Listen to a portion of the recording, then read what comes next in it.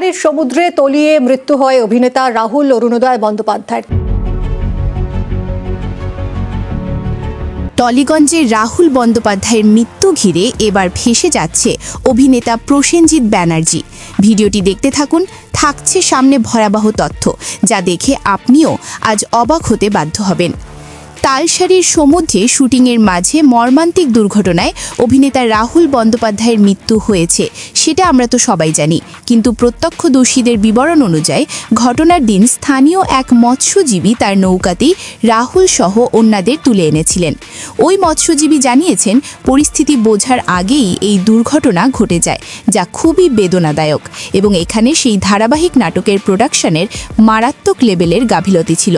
তাই তো এই অকালে রাহুল বন্দ্যোপাধ্যায়ের মতো একজন বাঘা অভিনেতার প্রাণ চলে গেল অকালে।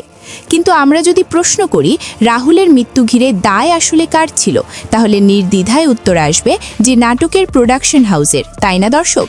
হ্যাঁ, আপনি ঠিকই ধরেছেন। কিন্তু আমরা যদি এবার অভিনেতা প্রসেনজিৎ ব্যানার্জিকে আসামি করি রাহুল হত্যাকাণ্ডের, আপনি অবাক হবেন, তাই না? আমরাও কিন্তু অবাক হয়েছি। কিন্তু কেন এই অভিনেতা প্রসেনজিৎ ব্যানার্জিকে রাহুল হত্যার আসামি করা হয়েছে তা তো দেখতে হবে আপনাকে, তাই নাকি দর্শক? চলেন, কেন সে রাহুল হত্যার আসামি তা বিস্তারিত দেখে ও জেনে আসা যাক।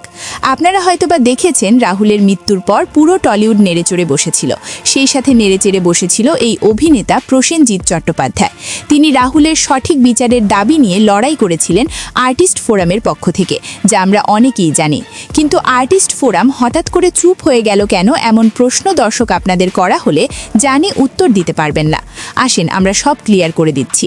আর্টিস্ট ফোরাম একটি সংগঠন যা টলিউডের শিল্পীদের নিরাপদের জায়গা, যেখান থেকে শিল্পীদের নিরাপত্তার কথা বিবেচনা করে বিভিন্ন ধরনের সিদ্ধান্ত নেওয়া হয়। তা না মানা হলে কঠোর আন্দোলনের ডাক দেওয়া হয়। ঠিক তেমনি রাহুল তালসারীর সেই সমুদ্র সৈকতে নির্মম দুর্ঘটনার কবলে পড়ে না ফেরার দেশে পাড়ি জমানোর পর রাহুলের পরিবারের পাশে দাঁড়িয়েছিল এই আর্টিস্ট ফোরাম নামে সংগঠনটি। সবাই মনে করেছিল এবার মনে হচ্ছে রাহুলের সঠিক বিচার পাবে তার পরিবার। কিন্তু প্রসেনজিৎ চট্টোপাধ্যায় আর্টিস্ট ফোরামের পক্ষ থেকে জানান যে রাহুলের সঠিক বিচার আমরা চাই, যাতে রাহুলের ছেলে সহজ জানতে পারে তার বাবার মৃত্যু আসলে কিভাবে হয়েছে। এমন কথা প্রসেনজিৎ চট্টোপাধ্যায়ের মুখ থেকে শোনার পর রাহুলের পরিবার থেকে শুরু করে ভক্তরা তো মনেই করেছিল এবার সত্যিটা বেরিয়ে আসবে। আমরা এখানে এসেছিলাম, আপনারা জানেন, আমরা বেরিয়েছি বিকেলবেলা, পৌঁছেছি অনেক রাত্রে। থ্যাংক ইউ, এখানকার সবাই আমাদের অনেকটা সাপোর্ট করেছেন এবং আমরা ফাইনালি যেটার জন্য এখানে আসা, আজকে আমাদের রাহুলের স্ত্রী মানে আমাদের প্রিয়াঙ্কা আজকে অফিসিয়ালি এফআইআর লঞ্চ করলেন। কিন্তু আমরা এর আগের একটি ভিডিওটিতে বারবার বলেছিলাম যে রাহুল হত্যার সঠিক বিচার আপনারা কেউ পাবেন না, কারণ রাহুলের মৃত্যু ঘিরে ভিতরে ভিতরে চলছে বিপুল পরিমাণ টাকার খেলা, যেই টাকা কেড়ে নিয়েছে রাহুলের সঠিক বিচারের রায়। আজ অবধি রাহুলের মৃত্যুর প্রায় 17 দিন পেরিয়ে গেল, আজ পর্যন্ত এই কিংবদন্তি অভিনেতার সাথে সেই দিন দুপুরবেলা শুটিং চলাকালীন আসলে কি ঘটেছিল তা এখনও স্পষ্টভাবে ক্লিয়ার করতে পারেনি কলকাতা পুলিশ। তাহলে যেখানে আসামি এখন শনাক্ত নয়, বিচার কিভাবে হবে আপনারাই বলেন। এই অভিনেতা প্রসেনজিৎ চট্টোপাধ্যায় যেভাবে রাহুল হত্যার বিচারের দাবিতে ক্ষেপে গিয়েছিল কিছুদিন আগে, কিন্তু তিনি হঠাৎ করেই কেন জানি চুপ হয়ে গেল, এর পিছনে রয়েছে রাজনীতি আর টাকার খেলা। গোপন কিছু সূত্রের ভিত্তিতে জানা যায় এই রাহুলের সঠিক বিচার ইতিমধ্যেই বিক্রি হয়ে গিয়েছে, যা অভিনেতা প্রসেনজিৎ চট্টোপাধ্যায়ের কার্যক্রম দেখেই বোঝা যাচ্ছে। তিনি অনেক নামি দামি অভিনেতা, তার অনেক সম্মান রয়েছে টলিউড ইন্ডাস্ট্রিতে। কিন্তু মনে রাখবেন, তিনি মানসিকভাবে ক্ষতিগ্রস্ত। কেন জানেন? তার সিনেমা এখন আর চলে না। তিনি এখন কি করবেন সেটা তিনি নিজেও জানেন না। কিছু সংগঠনে থেকে যা কিছু আয় হয় তা নিয়েও তিনি বর্তমান চলছেন বলে ধারণা করা যাচ্ছে। কিন্তু রাহুলের সঠিক বিচারের দাবিতে তিনি যেভাবে সরব হয়েছিলেন, তাতে বোঝাই যাচ্ছে যে তিনিও সেই ভোলে বাবা পার করেগা নাটকের প্রোডাকশন হাউসের কর্ণধর লীনা গঙ্গোপাধ্যায়ের কাছে বিক্রি হয়ে গিয়েছে ইতিমধ্যে বলে একটি সূত্র নিশ্চিত করেছেন আমাদেরকে। শুধু কি তাই, আরও জানা গিয়েছে রাহুলের সঠিক বিচার কোনো দিনে হবে না, এটি ধোঁয়াশাই থেকে যাবে টলিউড ইন্ডাস্ট্রিতে, যার উদাহরণ ইতিমধ্যেই পাওয়া যাচ্ছে সোশ্যাল মিডিয়ায়। রাহুল না ফেরার দেশে পাড়ি জমানোর আজ 17 দিন হয়ে গেল। শোনা গিয়েছিল যে নাটকের প্রোডাকশন হাউস লীনা গঙ্গোপাধ্যায়ের ম্যাজিক মোমেন্টসের বিরুদ্ধে এফআইআর করা হয়েছিল, কিন্তু সেই এফআইআর কোথায় যে জলে ডুবে গেল সেটা তারা ভালো জানেন। শুটিংয়ে নেমেছেন রাহুলের স্ত্রী প্রিয়াঙ্কা সরকার। সবাই সবার মতো ব্যস্ত সময় পার করছেন বর্তমান। যার উপর আস্থা ছিল ছিল এই প্রসেনজিৎ চট্টোপাধ্যায়ের আর্টিস্ট ফোরামের উপর, তারাও কেন জানি হঠাৎ করে চুপ হয়ে গেল। তাহলে এই রাহুলের সঠিক বিচার পাবেন কিভাবে? তাই তো আমরা বলছি যে রাহুলের বিচার আসলে পাওয়া সম্ভব না, কারণ একটাই, টাকার কাছে সব বিক্রি হয়েছে। তাই তো আমরা দায় করছি এই প্রসেনজিৎ চট্টোপাধ্যায়কে। তিনি যেভাবে সরব হয়েছিলেন এই রাহুল হত্যার ঘিরে, তার এই চুপ থাকা মানে এটাই তিনিও বিক্রি হয়েছেন ইতিমধ্যেই।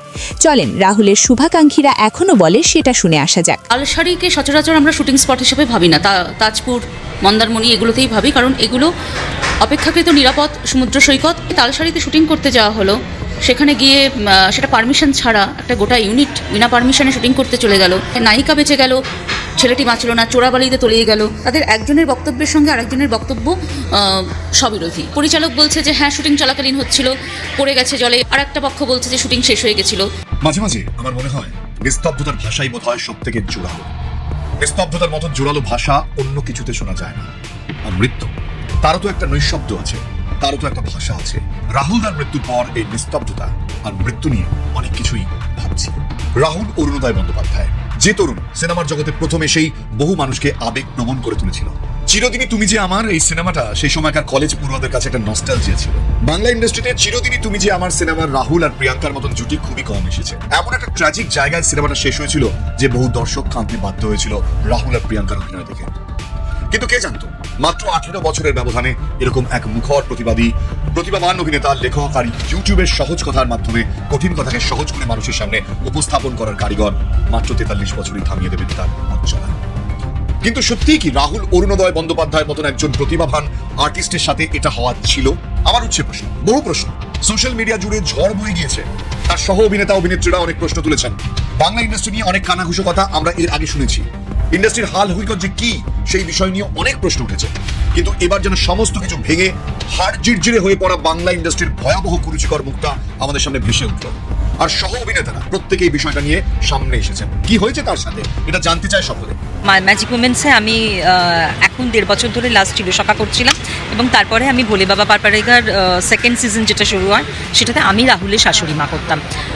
আমি লাস্ট রাহুল চলে যাবার 7 দিন আগে অবধি রাহুলের সাথেই শ্যুট করেছি।